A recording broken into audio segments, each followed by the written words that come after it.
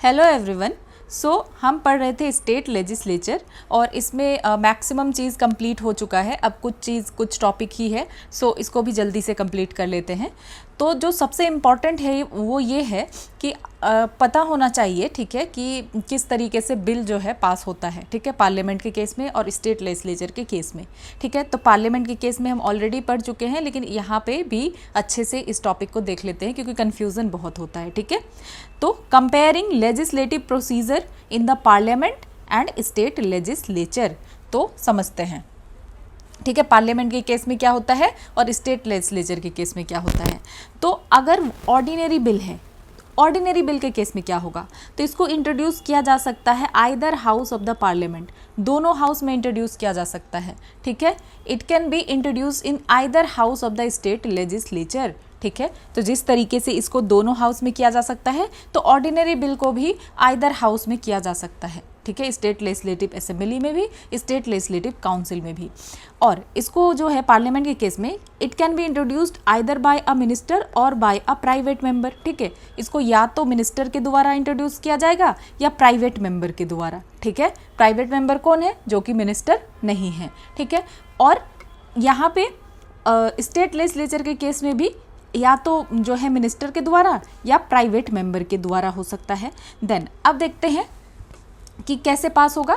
तो it passes through first reading, second reading and third reading in the originating house. तो जिस house में originate हो रहा है वहाँ पे फर्स्ट रीडिंग होता है, देन सेकेंड रीडिंग होता है, देन थर्ड रीडिंग होता है। और यहाँ पे भी सेम चीज़ होगा, first reading, second reading and third reading होगा ओरिजिनेटिंग हाउस में, ठीक है। Then it is deemed to have been passed by parliament only, ठीक है, when both the houses have agreed to it either with or without amendments. तो क्या कहा जा रहा है, ठीक है, कि ये पार्लियामेंट से पास तभी होगा जब ये दोनों हाउस से पास होगा, ठीक है। दोनों हाउस से पास होना बिल्कुल ज़रूरी है, ठीक है। और यहाँ पे भी it is deemed to have been passed by the states legislature only when both the houses have agreed to it either with or without amendments, चाहे अमेंडमेंट के साथ, ठीक है, माने, या अमेंडमेंट विदाउट अमेंडमेंट कि कोई अमेंडमेंट नहीं भी हुआ हो, लेकिन दोनों हाउस से पास होना चाहिए, ठीक है।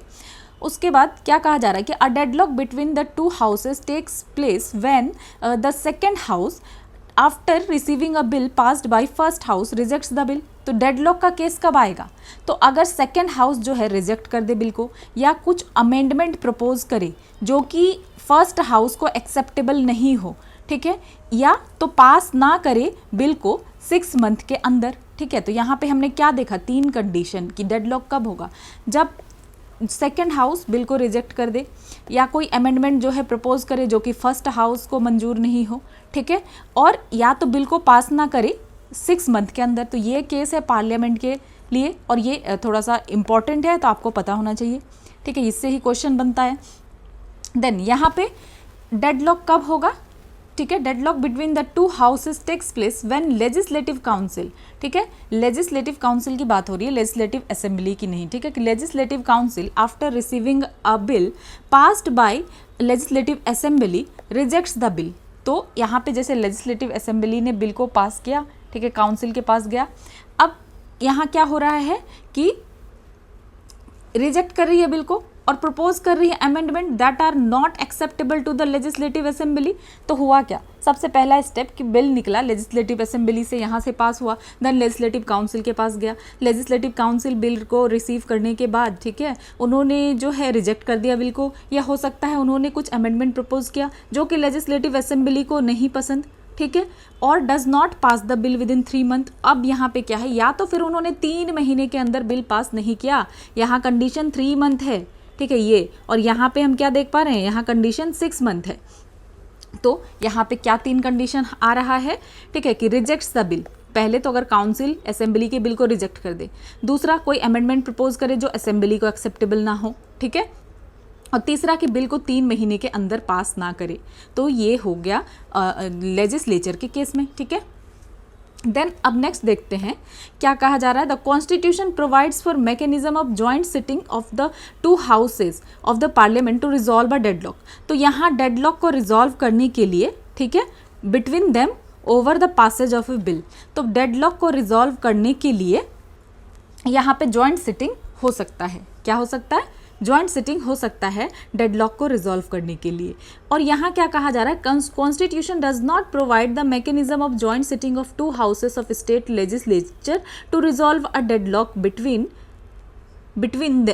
Them over the passage of bill. अब इस यहाँ स्टेट लेजिस्लेचर के केस में हम क्या देख पा रहे हैं कि यहाँ पे कोई जॉइंट सिटिंग नहीं होगा, कॉन्स्टिट्यूशन कोई जॉइंट सिटिंग प्रोवाइड नहीं करता है यहाँ डेडलॉक को ख़त्म करने के लिए। यहाँ पे जॉइंट सिटिंग पार्लियामेंट के केस में होता है, ठीक है। अब नेक्स्ट देखते हैं, the Lok Sabha can not over ride the Rajya Sabha by passing the bill for the second time. तो ऑर्डिनरी बिल के केस में ऐसा नहीं है कि लोकसभा जो है ओवर राइड करेगी राज्यसभा को बिल को दोबारा से पास करके, एंड वाइस वर्सा, ठीक है।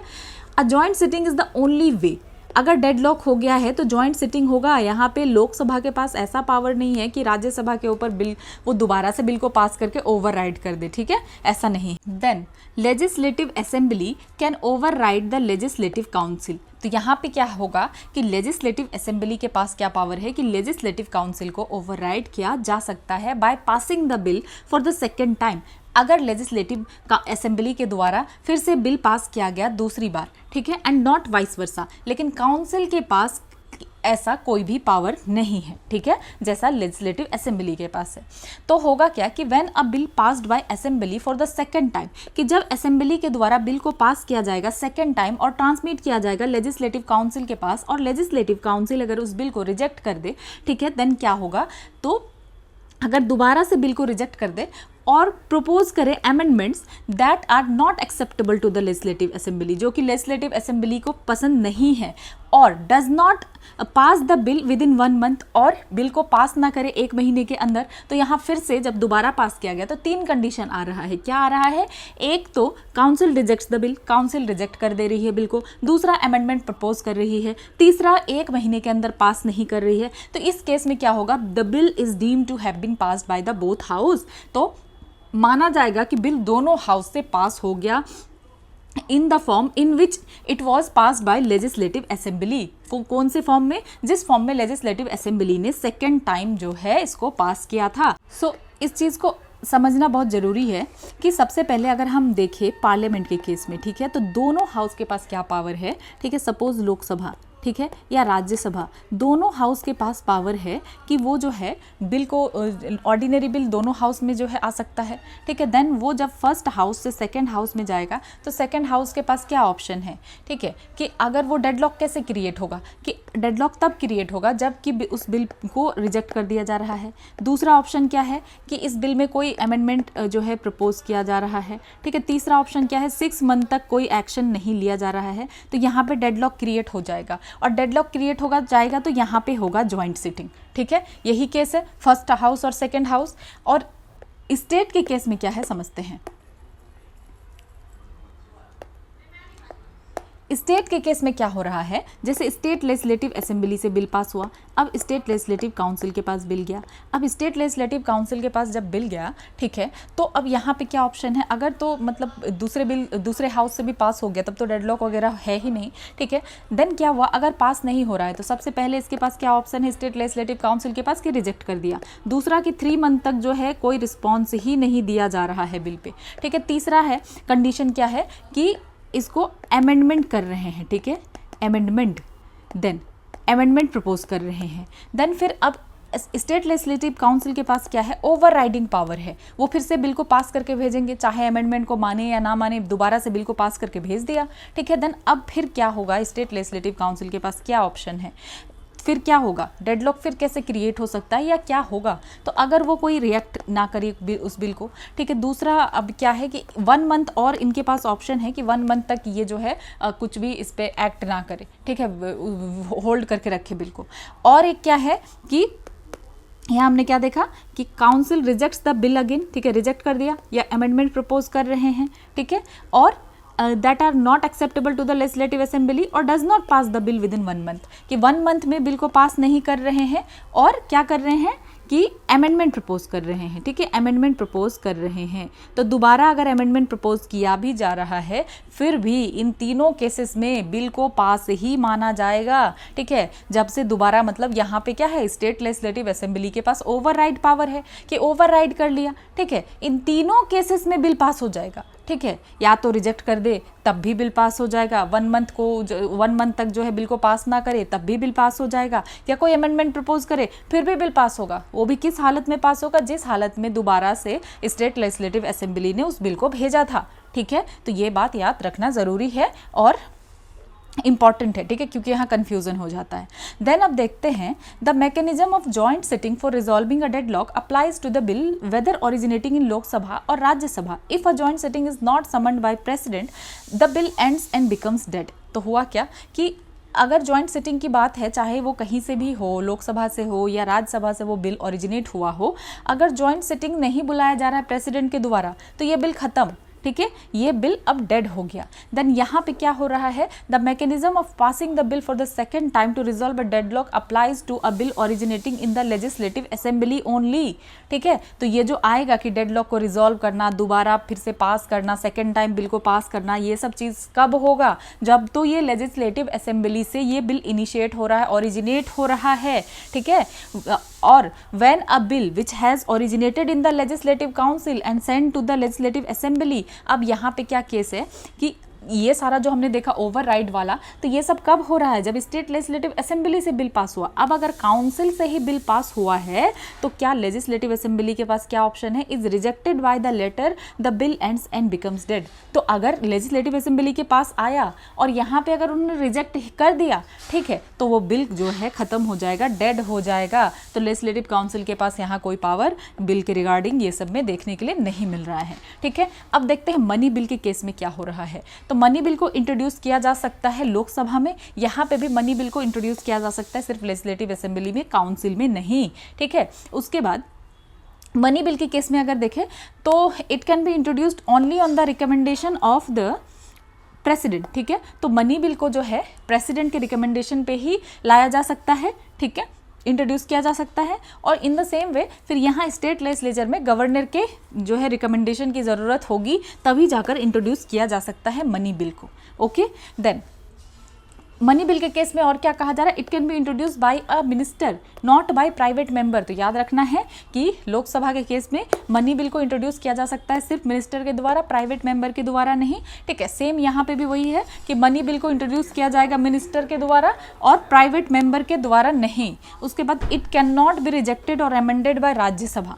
यहाँ मनी बिल के केस में क्या है कि राज्यसभा के द्वारा ना ही रिजेक्ट किया जा सकता है ना अमेंड किया जा सकता है। ठीक है, और इसको रिटर्न करना पड़ेगा लोकसभा में विद इन 14 डेज। ठीक है, लोकसभा में 14 डेज के अंदर जो है वापस करना पड़ेगा, आइदर विद और विदाउट रिकमेंडेशंस।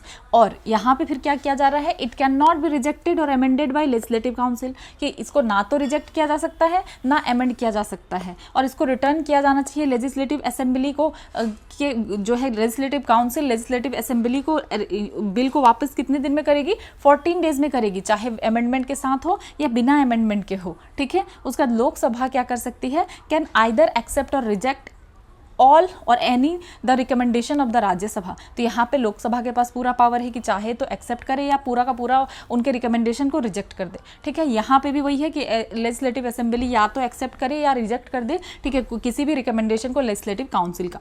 ठीक है, उसके बाद अगर लोकसभा एक्सेप्ट करती है कोई भी रिकमेंडेशन तो बिल को माना जाएगा कि ये बिल पास हो गया है दोनों हाउस से मॉडिफाइड फॉर्म में। यहाँ पे भी वही है कि लेजिस्लेटिव असेंबली अगर एक्सेप्ट करे कोई रिकमेंडेशन तो माना जाएगा कि हाँ बिल दोनों हाउस से पास हो गया है मॉडिफाइड फॉर्म में। ठीक है, उसके बाद if the Lok Sabha does not accept any recommendation, अब है यहाँ पे कि लोकसभा ने रिकमेंडेशन को जो है एक्सेप्ट नहीं किया, तब भी जो है माना जाएगा कि बिल दोनों हाउस से पास हो गया है इन the form originally passed by the Lok Sabha without any change, कि जिस तरीके से लोकसभा ने पास किया था बिना किसी चेंज के वैसे ही हो गया। ठीक है, यहाँ पे भी वही है कि लेजिस्लेटिव असेंबली अगर एक्सेप्ट ना करे रिकमेंडेशन को तो बिल जो है तब माना जाएगा कि दोनों हाउस से पास हो गया है ओरिजिनली जैसे पास हुआ था लेजिस्लेटिव असेंबली में बिना किसी चेंज के। ठीक है, उसके बाद अगर Rajya Sabha does not return the bill to the Lok Sabha within 14 days, तो यहाँ पे है कि 14 दिन के अंदर देना पड़ेगा, लेकिन अगर 14 डेज में वापस नहीं किया तो क्या होगा, तब भी माना जाएगा कि जो है बिल पास हो गया। ठीक है, वही सेम केस यहाँ भी है कि लेजिस्लेटिव काउंसिल अगर रिटर्न ना करे बिल को लेजिस्लेटिव असेंबली के 14 डेज में तो बिल को माना जाएगा कि बिल पास हो गया है both house at the expiration of the originally passed by the legislative assembly. जैसे कि ओरिजिनली लेजिस्लेटिव असेंबली से पास किया गया था सेम उसी वे में कहा जाएगा कि बिल पास हो गया। ठीक है, उसके बाद constitution does not provide for resolution of any deadlock. तो यहाँ अगर मनी बिल के केस में डेडलॉक होता है तो यहाँ पे किसी तरीके का ऐसा नहीं है कि जॉइंट सिटिंग वगैरह इस तरीके का नहीं होगा, ठीक है। तो this is because the will of Lok Sabha is made prevail over that of Rajya Sabha. तो ऐसा क्यों है कि आखिर कोई रेजोल्यूशन, कोई डेडलॉक वगैरह को ठीक करने के लिए कोई रेजोल्यूशन क्यों नहीं है? इसलिए नहीं है क्योंकि यहाँ पे लोकसभा का विल जो है प्रिवेल करेगा राज्यसभा के ऊपर if the latter does not agree to the bill passed by the former, ठीक है। सेम यहाँ पे भी वही है कि कॉन्स्टिट्यूशन जो है कोई रेजोल्यूशन नहीं प्रोवाइड कर रहा है डेडलॉक के लिए अगर दोनों हाउस में होता है तो यहाँ पे भी ऐसा क्यों है? क्योंकि the will of legislative assembly is made prevail, कि लेजिस्लेटिव असेंबली का जो है विल जो है वो प्रिवेल करेगा लेजिस्लेटिव काउंसिल पर if the latter does not agree to the bill passed by the former, ठीक है। कि अगर जो है लेजिस्लेटिव काउंसिल ना माने बिल को तो जैसे असेंबली ने किया होगा वैसे ही पास हो जाएगा। तो ये सारी चीज़ें कही जा रही है। अब इसको जो है फिर से जल्दी से कवर कर लेते हैं। हमने ऑलरेडी बहुत डिटेल में पढ़ लिया, ठीक है। इवन डायरेक्टली लक्ष्मीकांत का ही जो है बॉक्स है ये सब कुछ, ठीक है। तो क्योंकि ये इंपॉर्टेंट है इसीलिए इसको डिटेल में पढ़ना ज़रूरी है। तो देखते हैं legislative procedure in the state legislature. Ordinary bill के केस में क्या होता है हमने देख लिया कि इंट्रोडक्शन में क्या होगा, ओरिजिनेट हो सकता है आइदर हाउस में, लेजिस्लेटिव असेंबली में भी, लेजिस्लेटिव काउंसिल में भी इंट्रोड्यूस किया जाएगा मिनिस्टर के द्वारा और प्राइवेट मेंबर के द्वारा, ठीक है। और ये 3 रीडिंग इसमें होगा और after passing originating house send to the second house, ठीक है। जब ओरिजिनेटिंग हाउस से पास हो जाएगा सेकेंड हाउस भेजा जाएगा। अगर यूनिकैमरल लेजिस्लेचर हो, अब बहुत सारे स्टेट में तो लेजिस्लेटिव काउंसिल है ही नहीं, यहाँ पे सेकेंड हाउस की बात तो तब आएगी जब लेजिस्लेटिव काउंसिल होगा। तो अगर कोई यूनिकैमरल लेजिस्लेचर है तो डायरेक्टली फिर भेज दिया जाएगा कहाँ पे, गवर्नर के पास, ठीक है, गवर्नर के असेंट के लिए। उसके बाद अगर बाई कैमरल है तो फिर इस केस में सेकेंड हाउस में क्या होगा, लेजिस्लेटिव काउंसिल में 4 ऑप्शन है इनके पास कि पास कर दे अमेंडमेंट के बिना, ठीक है, या पास करे अमेंडमेंट करके, ठीक है। इसके लिए अमेंडमेंट करके अगर पास करना चाहते हैं तो इसके लिए असेंबली को दोबारा रिटर्न करेंगे, या तो बिल को रिजेक्ट कर दे या बिल को 3 महीने के लिए पेंडिंग रख दे।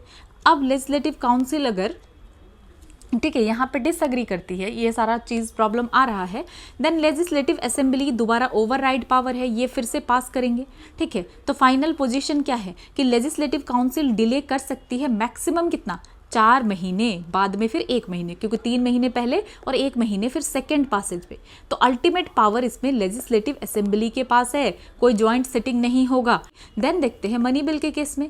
अब यहाँ पे ये सिर्फ इंट्रोड्यूस होगा लेजिस्लेटिव असेंबली में, दोनों हाउस का तो सवाल ही नहीं है, ठीक है। इंट्रोड्यूस किया जाएगा सिर्फ मेंबर के द्वारा, प्राइवेट मेंबर नहीं, ठीक है। और प्रायर रिकमेंडेशन चाहिए गवर्नर का। अब लेजिस्लेटिव काउंसिल का क्या रोल आता है यहाँ, बहुत लिमिटेड रोल है, सिर्फ एडवाइजरी रोल है, रिकमेंड कर सकते हैं अमेंडमेंट, लेकिन 14 दिन के अंदर ही उनको रिटर्न करना पड़ेगा। और अगर काउंसिल रिटर्न ना करे 14 डेज में तब भी माना जाएगा कि पास हो गया। अगर काउंसिल रिटर्न करे अमेंड रिकमेंडेशन के साथ तो अब लेजिस्लेटिव असेंबली चाहे तो एक्सेप्ट करे चाहे तो रिजेक्ट करे, फाइनल अथॉरिटी लेजिस्लेटिव असेंबली के पास है। Then constitutional provision regarding assent to the state bills, ठीक है। इसको हम ऑलरेडी काफ़ी बार पढ़ चुके हैं कि governors responsibility for the state bill. तो गवर्नर के पास आएगा तो क्या क्या हो सकता है आर्टिकल 200 के अंदर, ठीक है। तो जब स्टेट लेजिस्लेचर बिल को पास करेंगे तो फिर क्या होगा, जब गवर्नर के पास आएगा तो इनके पास 4 ऑप्शन रहेगा, ठीक है। तो ऑप्शन क्या रहेगा, एक तो ये असेंट दे देंगे तो बिल जो है लॉ बन जाएगा, दूसरा विदहोल्ड कर लें असेंट को तो बिल रिजेक्ट हो जाएगा, तीसरा रिटर्न करें रिकंसिडरेशन के लिए अगर मनी बिल नहीं है तो, ठीक है, विथ सजेशन फॉर अमेंडमेंट, ठीक है। वो क्या सजेस्ट कर सकते हैं, अमेंडमेंट के लिए सजेस्ट कर सकते हैं, ठीक है। उसके बाद अगर फिर लेजिस्लेचर दोबारा पास करती है तो विद और विदाउट चेंजेस, चाहे चेंज करे या ना करे, तो गवर्नर को अब असेंट देना ही पड़ेगा और रिजर्व कर सकते हैं प्रेसिडेंट के कंसिडरेशन के लिए, ठीक है। तो अब जब प्रेसिडेंट के पास आ गया तो प्रेसिडेंट की क्या रिस्पॉन्सिबिलिटी है, ठीक है, अगर बिल रिजर्व किया गया है गवर्नर के द्वारा तो, ठीक है, article 201 of the constitution of India, तो गवर्नर जो है रिजर्व करेंगे बिल प्रेसिडेंट के लिए। देन प्रेसिडेंट जो है टेक 1 ऑफ द 3 एक्शन, ठीक है, 3 इनके पास चॉइस है, ठीक है। एक तो ये असेंट देंगे तो बिल जो है क्या बन जाएगा, लॉ बन जाएगा, दूसरा विदहोल्ड करेंगे असेंट को, ठीक है, बिल रिजेक्ट हो जाएगा, तीसरा रिटर्न करेंगे रिकंसिडरेशन के लिए अगर मनी बिल नहीं है तो, ठीक है, with suggestions for amendment. Then क्या होगा कि लेजिस्लेचर को रिकंसिडर करना पड़ेगा और पास करना पड़ेगा विद इन 6 मंथ, ठीक है। और जब जब लेजिस्लेचर जो है क्या करेंगे, पास करेंगे, ठीक है, तो प्रेसिडेंट के पास अब फाइनल डिसीजन आ जाएगा। तो वो चाहे तो to give assent to the reconsidered bill, ठीक है, एसेंट दे सकते हैं या विदहोल्ड कर सकते हैं एसेंट को, ठीक है। तो ये सारी चीज़ें हम ऑलरेडी काफ़ी बार पढ़ चुके हैं, इवन हमने आर्टिकल से भी डायरेक्टली पढ़ा है। तो यहाँ पे डिफरेंस क्या है, तो गवर्नर के पास, गवर्नर और प्रेसिडेंट में अगर देखें तो प्रेसिडेंट का ऑब्लिगेशन नहीं है कि उनको एसेंट देना ही पड़ेगा अगर दोबारा बिल को रिकंसिडर करके प्रेसिडेंट के पास भेजा गया है। तो कुछ ऐसे स्पेसिफिक स्टेट बिल हैं जिसमें कि प्रेसिडेंशियल एसेंट चाहिए होता है। तो देख लेते हैं कि वो कौन से जो है बिल हैं जिसमें कि प्रेसिडेंशियल एसेंट चाहिए, ठीक है। देखते हैं सबसे पहले वाटर और इलेक्ट्रिसिटी टैक्स, ठीक है, आर्टिकल 288 के अंदर। तो अगर स्टेट वाटर या इलेक्ट्रिसिटी पर टैक्स लगाना चाहे जो कि पार्लियामेंट के कंट्रोल में है तो प्रेसिडेंट का परमिशन चाहिए, ठीक है। क्या कहा जा रहा है, bill imposing taxes on water electricity stored generated consume और sold by authorities created by parliament, ठीक है। तो ये बात याद रखना है कि अगर कोई भी स्टेट ऐसा कर रहा है, वाटर या इलेक्ट्रिसिटी पे टैक्स लगाना चाह रहा है जो कि पार्लियामेंट के कंट्रोल में है, तब प्रेसिडेंट का परमिशन चाहिए होगा। दूसरा कहा जा रहा है कन्फ्लिक्ट विथ यूनियन लॉ, अगर यूनियन लॉ के साथ कन्फ्लिक्ट हो रहा है, ठीक है, कि अगर स्टेट क्या कर रहा है, स्टेट लॉ सेंट्रल लॉ के साथ कन्फ्लिक्ट में है तो प्रेसिडेंट का अप्रूवल इस केस में ज़रूरी होगा, ठीक है। उसके बाद तीसरा कंडीशन कहा जा रहा है restriction on freedom of trade, ठीक है, आर्टिकल 304, ठीक है, क्लॉज बी के अंदर। यहाँ पे क्या कहा जा रहा है, सब क्लॉज बी, कि legislation placing restriction on public interest concerning freedom of trade commerce and intercourse among states.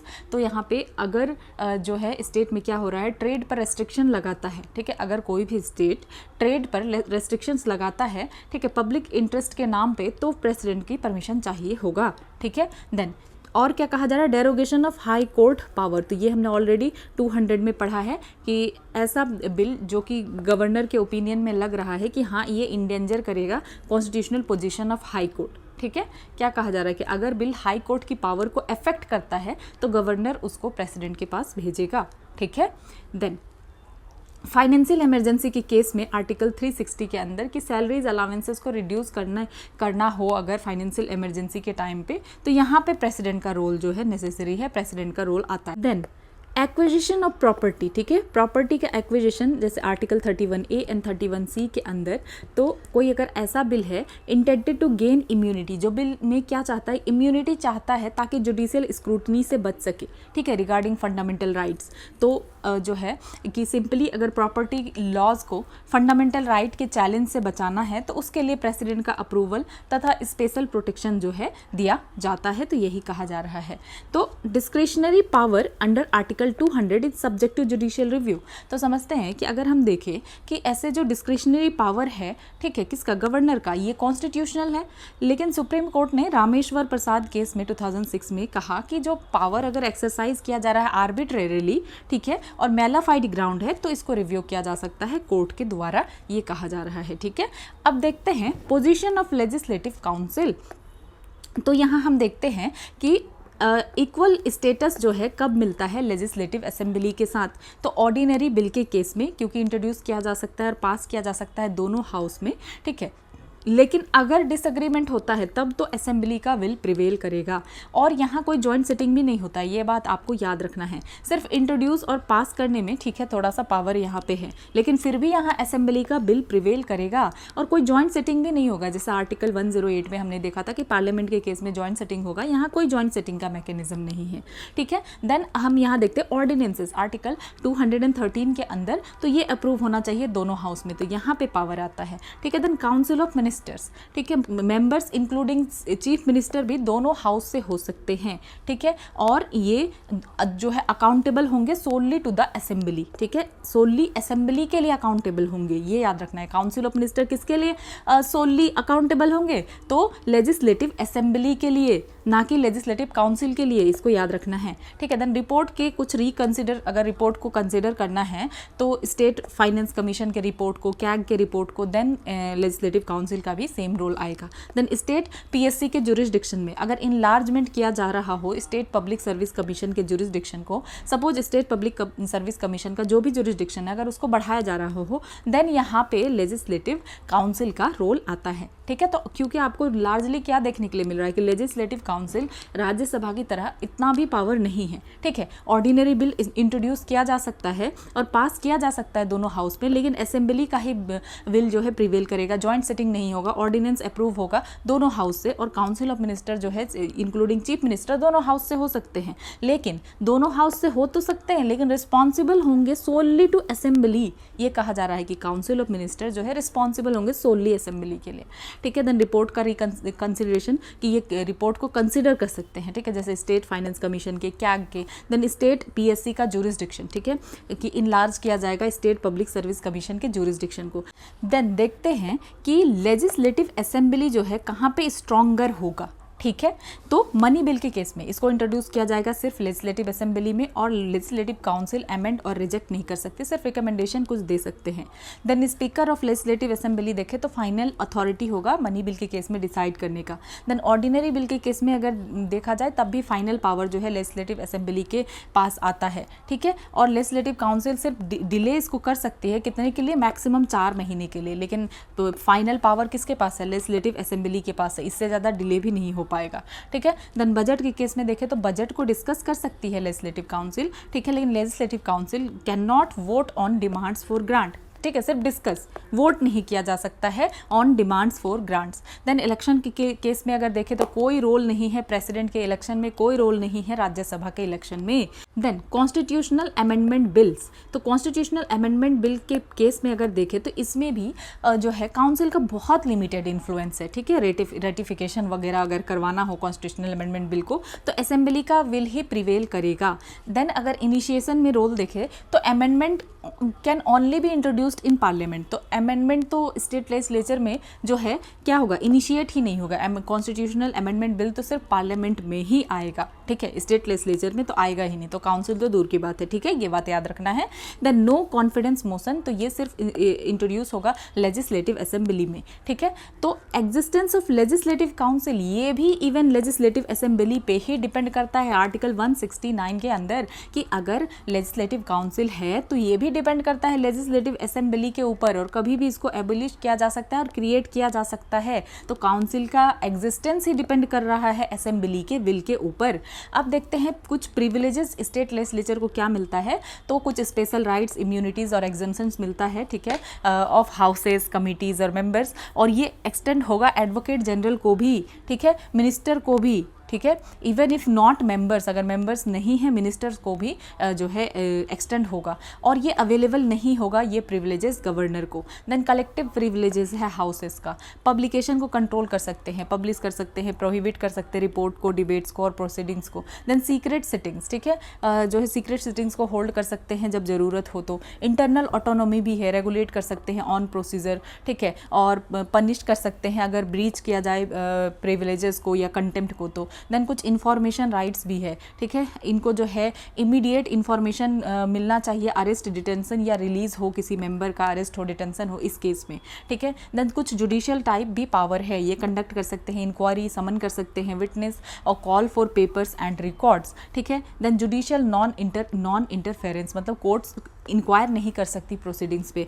Arrest restriction, कोई अरेस्ट नहीं होगा विद इन हाउस प्रिसिंक्ट्स, ठीक है, विदाउट प्रिसाइडिंग ऑफिसर्स परमिशन, तो हाउस के अंदर तो कोई भी अरेस्ट नहीं होगा बिना प्रिसाइडिंग ऑफिसर के परमिशन के। देन इंडिविजुअल प्रिविलेजेस, ठीक है, मेंबर्स को, तो इनको इम्यूनिटी मिला हुआ है अरेस्ट से, ठीक है, सेशन के टाइम पे, ठीक है, during sessions 40 days before beginning and 40 days after the end of session, तो सेशन के 40 डेज पहले, ठीक है, सेशन के शुरू होने से 40 डेज पहले और सेशन के एंड के 40 डेज तक उनको जो है इम्यूनिटी मिला हुआ है, ठीक है। तो ये इम्यूनिटी किस केस में है, सिविल केस में है, not applicable in criminal cases, criminal cases में एप्लीकेबल नहीं है, प्रिवेंटिव डिटेंशन के केस में एप्लीकेबल नहीं है। अब एक बात आप यहाँ पे कंफ्यूज हो सकते हैं, क्योंकि इम्यूनिटी आपने प्रेसिडेंट और गवर्नर में भी पढ़ा था, और वहाँ पे आपने पढ़ा था कि क्रिमिनल केस में भी उनको जो है क्या है, इम्यूनिटी मिलता है, और सिविल केसेस में अगर उनके लिए कुछ इंक्वायरी वगैरह होगा तो 2 मंथ का नोटिस चाहिए, तो यहाँ आप डेफिनेटली कंफ्यूज हो सकते हैं।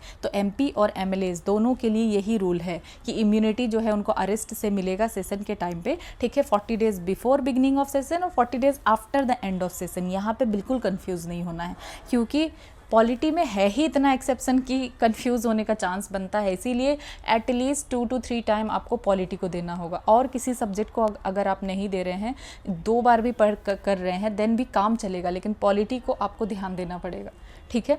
देन फ्रीडम ऑफ स्पीच, ठीक है, तो इंडिविजुअल क्या प्रिविलेज है, फ्रीडम ऑफ स्पीच है, फुल फ्रीडम इनसाइड लेजिस्लेचर, ठीक है। Members can not held accountable in court for their statement, तो वो जो स्टेटमेंट दे रहे हैं इनसाइड लेजिस्लेचर, तो उसके लिए अकाउंटेबल उनको नहीं ठहराया जा सकता है। देन इनको कुछ एग्जम्पशन है, जैसे जूरी सर्विसेज से इनको एग्जम्प्ट किया जाता है, from court attendance during session के टाइम पे कोर्ट अटेंडेंस से भी इनको एग्जम्प्ट किया जाता है। देन नेचर अगर देखा जाए प्रिविलेज का तो कैसा है, तो नेचर जो है अगर देखें तो many privileges not codified in constitution, तो बहुत सारा प्रिविलेज कॉन्स्टिट्यूशन में है भी नहीं, ठीक है। कुछ प्रिविलेजेस इनको पार्लियामेंट्री कन्वेंशन के बेसिस पे और जुडिशियल इंटरप्रिटेशन के बेसिस पे जो है मिलता है, ठीक है। तो अब जल्दी से कंपैरिजन कर लेते हैं, देन इसके बाद हम अपने नेक्स्ट पार्ट में मूव करेंगे, that is supreme court and high court, पूरे जो है हम क्या करेंगे, जुडिशरी को फिनिश करेंगे, देन PRIs की तरफ जाएंगे, ठीक है। देन लगभग हमारा 90% कवर हो जाएगा उसके बाद polity, okay. So state legislative council, then Rajya Sabha, then Lok Sabha, then state legislative assemblies को जल्दी से देख लेते हैं। पावर और पोजीशन अगर देखें तो स्टेट लेजिस्लेटिव काउंसिल काफ़ी ज़्यादा विकर है। राज्यसभा अगर देखें तो equal to Lok Sabha except financial matter, तो हर जगह ये बराबर है, लेकिन फाइनेंशियल मैटर में लोकसभा से कम है, ठीक है, राज्यसभा। देन लोकसभा के पास more powerful in financial matter, तो फाइनेंशियल मैटर में लोकसभा ज़्यादा पावरफुल है। देन स्टेट लेजिस्लेटिव असेंबलीज को अगर देखें तो more powerful than the state legislative council, ठीक है। तो definitely state legislative assemblies more powerful है स्टेट लेजिस्लेटिव काउंसिल से। देन कॉन्स्टिट्यूशनल इंपॉर्टेंस अगर देखें तो लेसर इंपॉर्टेंस है कॉन्स्टिट्यूशन के अंदर काउंसिल को, स्टेट लेजिस्लेटिव काउंसिल को। देन राज्यसभा का वाइटल रोल है मेंटेन करने में फेडरल स्ट्रक्चर को। लोकसभा का तो इम्पॉर्टेंस बहुत ज़्यादा हाई है, ठीक है, high importance as the lower house. Then state legislative assemblies ये इंपॉर्टेंट है स्टेट गवर्नेंस के लिए। देन रिप्रेजेंटेशन अगर देखें तो स्टेट लेजिस्लेटिव काउंसिल में क्या होता है, रिप्रेजेंट स्पेसिफिक इंटरेस्ट ग्रुप, तो स्पेसिफिक इंटरेस्ट ग्रुप को रिप्रेजेंट करते हैं मेंबर्स इलेक्टेड इनडायरेक्टली और नॉमिनेटेड, तो इसमें मेंबर को इलेक्ट किया जाता है इनडायरेक्टली और नॉमिनेट किया जाता है, ठीक है। राज्यसभा में अगर देखें तो ये रिप्रेजेंट करते हैं स्टेट को और यूनियन टेरिटरीज को नेशनली, और मेंबर को जो है इलेक्ट किया जाता है, ठीक है, members elected by state assemblies, state assemblies के मेंबर के द्वारा इलेक्ट किया जाता है इनको, राज्यसभा के मेंबर को, ठीक है। और लोकसभा में ये रिप्रेजेंट करते हैं इंटायर नेशन को और मेंबर्स डायरेक्टली इलेक्टेड होते हैं। और स्टेट लेजिस्लेटिव असेंबलीज में हम देखें तो ये रिप्रेजेंट करते हैं स्पेसिफिक स्टेट को और यहाँ पे भी मेंबर डायरेक्टली जो है इलेक्टेड होते हैं, ठीक है। देन लेजिस्लेटिव प्रोसीजर अगर देखें तो can initiate and discuss the bill, initiate कर सकते हैं बिल को, डिस्कस भी कर सकते हैं। असेंबली के पास कुछ जो है क्या है, असेंबली हैज़ फाइनल से, देन फाइनल से किसके पास रहेगा असेंबली के पास, स्पेशली ओवर मनी बिल में, ठीक है, which the council can only delay for 14 days, यहाँ पे मनी बिल को सिर्फ 14 डेज के लिए डिले कर सकते हैं और ज़्यादा कुछ नहीं कर सकते, ठीक है। देन राज्यसभा का अगर देखें तो ये डिस्कस कर सकते हैं, अमेंड कर सकते हैं बिल को, पार्टिसिपेट कर सकते हैं इक्वली लेजिस्लेटिव प्रोसेस में, ठीक है। सिर्फ हमने देखा कि फाइनेंशियल मैटर को छोड़ के सारे मैटर में इनके पास पावर है। देन लोकसभा अगर देखें तो इनिशिएट करते हैं फाइनेंशियल बिल डेफिनेटली, और सोल अथॉरिटी है फाइनेंशियल मैटर्स में। और स्टेट लेजिस्लेटिव असेंबली ये भी इनिशिएट करेंगे और पास करेंगे बिल्स को, और फाइनल अथॉरिटी होगा लेजिस्लेशन के ऊपर, ठीक है, स्टेट में। देन नो कॉन्फिडेंस मोशन, तो नो कॉन्फिडेंस मोशन को ना ही स्टेट लेजिस्लेटिव काउंसिल में ना ही राज्यसभा में यहाँ इनिशिएट नहीं किया जा सकता है नो कॉन्फिडेंस मोशन को, ठीक है। और ये जो है लोकसभा और स्टेट असेंबली दोनों में इनिशिएट किया जाएगा, पास किया जाएगा नो कॉन्फिडेंस मोशन, ठीक है। देन टेन्योर अगर देखें कि टेन्योर कितना है, तो यहाँ पे काउंसिल में, स्टेट लेजिस्लेटिव काउंसिल में और राज्यसभा में यहाँ पे 6 ईयर है, ठीक है, मेंबर सर्व करेंगे 6 ईयर के लिए। और ये जो लोकसभा और स्टेट लेजिस्लेटिव असेंबली 5 ईयर के लिए है, ओके। देन डिसक्वालिफिकेशन अगर देखें तो governed by constitution and state laws, ठीक है। तो यहाँ डिसक्वालिफिकेशन स्टेट लेजिस्लेटिव काउंसिल के मेंबर का, देन राज्यसभा का, तो ये कैसे गवर्न होगा, गवर्न बाय कॉन्स्टिट्यूशन और पार्लियामेंट्री लॉ। और स्टेट लेजिस्लेटिव असेंबली और लोकसभा का कैसे, govern by constitution and electoral law, ठीक है, इलेक्टोरल लॉज के द्वारा। यहाँ पे भी वही है कि govern by constitution and electoral laws, ठीक है, डिस्क्वालिफिकेशन।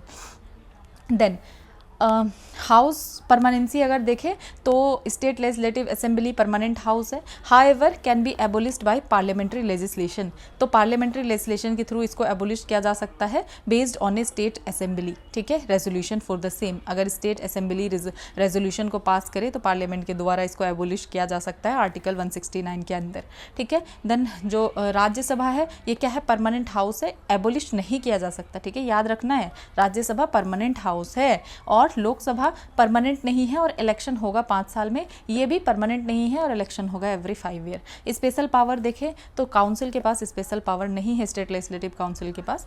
और राज्यसभा के पास क्या स्पेशल पावर है कि अप्रूव करेंगे इमरजेंसी को, ठीक है, अप्रूव एमरजेंसी प्रोविज़न प्रोक्लामेशन, तो अप्रूव करेंगे इमरजेंसी प्रोक्लामेशन को और ऑल इंडिया सर्विसेज को, ठीक है, आर्टिकल 352 एंड 312 के अंदर। देन लोकसभा के केस में holds exclusive power in financial matters, financial matter में एक्सक्लूसिव पावर है और यहाँ पे कोई इस तरीके का स्पेशल पावर जो है नहीं है, ठीक है। तो अब हमने स्टेट लेजिस्लेचर को भी कंप्लीट कर लिया। देन अब स्टार्ट करते हैं जुडिशरी के बारे में, ठीक है। तो मिलते हैं नेक्स्ट